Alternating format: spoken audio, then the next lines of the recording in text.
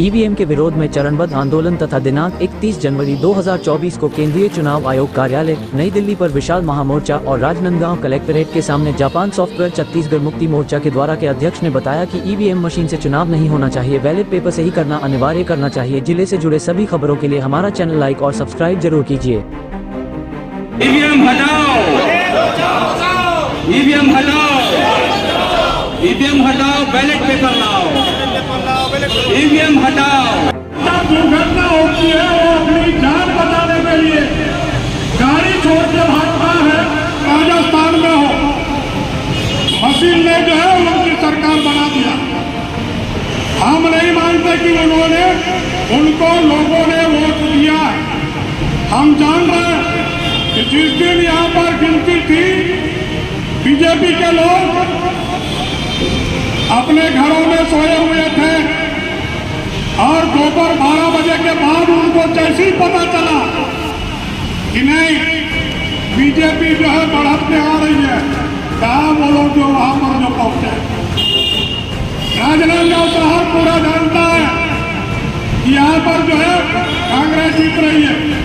कि हमारा जो मुख्य उद्देश्य है कांवर के देश में जो चुनाव होते और ये चुनाव में धांधली होते और देकर यदि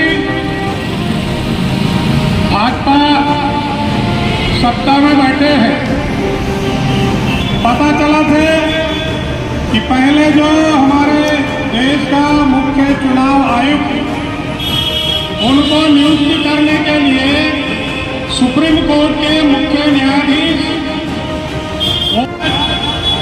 मोदी जी की सरकार में उनका बहुमत है और इसलिए उन्होंने संसद में प्रस्ताव पास करके मुख्य न्यायाधीश को चुनाव आयोग की नियुक्ति करने में उनको हटा दिया। मतलब जो सरकार है वही जो है चुनाव आयोग की नियुक्ति करेगा और जिनकी नियुक्ति हो गई जो भी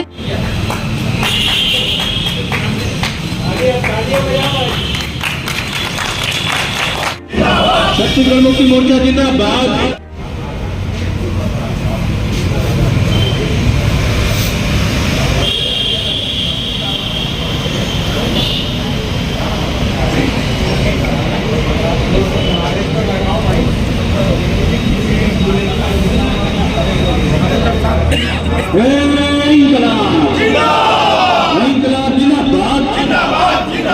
इंकलाब जिंदाबाद।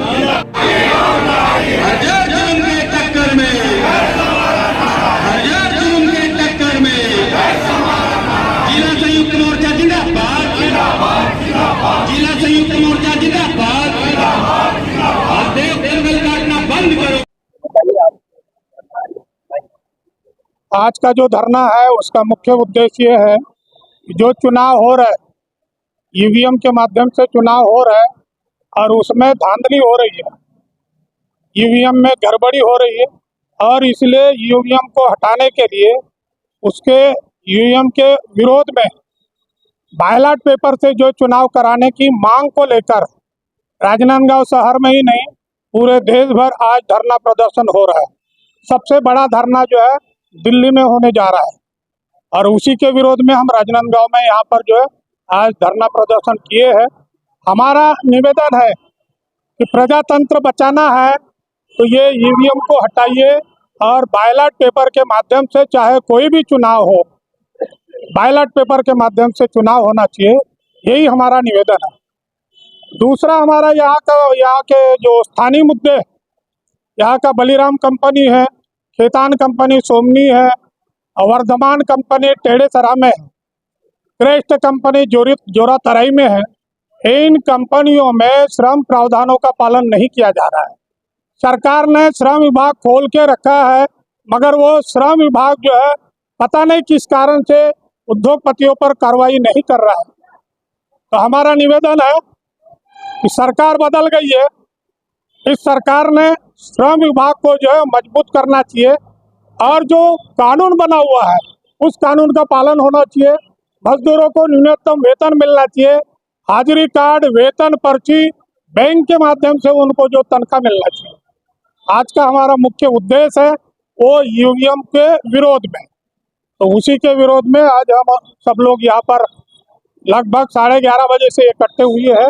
और अभी आपके माध्यम से हमारा निवेदन है, हमने माननीय कलेक्टर महोदय के माध्यम से राष्ट्रपति महोदय के लिए जो हमने ज्ञापन भेजा है, और उसमें हमने मांग किए हैं कि आने वाला जो चुनाव है वो जो बैलेट पेपर के माध्यम से होना चाहिए, ईवीएम के माध्यम से नहीं होना चाहिए।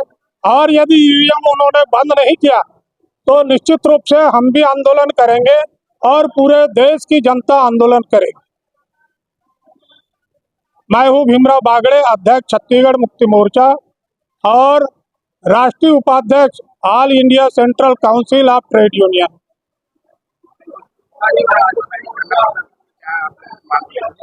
आज हम पूरे देश में भारत मुक्ति मोर्चा के माध्यम से, वामसेप के माध्यम से और तमाम संगठनों के माध्यम से पूरे भारत में ईवीएम को के विरोध में धरना प्रदर्शन कर रहे हैं।